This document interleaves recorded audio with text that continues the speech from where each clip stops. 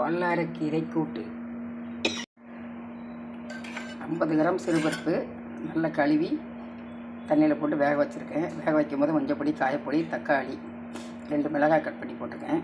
அது நல்லா பாதி அளவு வெந்து வரவும் பல்லாரி வெங்காயம் 1 வெங்காயம் கட் பண்ணி போட்டிருக்கேன்.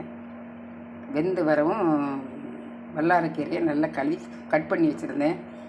அதை ஃபுல்லாகவே அரை உரையாக கட் பண்ணி பாதி பாதியாக கட் பண்ணி வச்சு அதை நல்லா கழுவி அந்த பருப்பில் வேக வச்ச பருப்பை தட்டியாச்சு. தட்டி நல்லா வெந்துகிட்ருக்கும். வெந்துகிட்ருக்கும்போது ஒரு 1/4 ஸ்பூன் காரப்பொடி போட்டிருக்கேன். உப்பு தேவைக்கிறக்க உப்பு போட்டு நல்லா வேக வச்சு எடுத்தாச்சு. அதில் தாளித்து ஊற்றிருக்கேன்.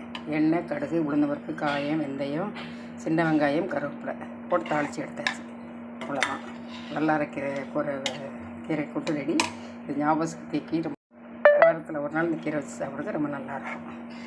வல்லாரைக்கீரை கூட்டு. சிறுபருப்பு சீக்கிரம் வந்துடும். கரெக்டாக ஒரு 1/4 மணி நேரத்துலேயே முடிஞ்சிடும். எல்லா வேலையுமே முடிஞ்சிடும். குயிக்காக முடிச்சிடலாம்.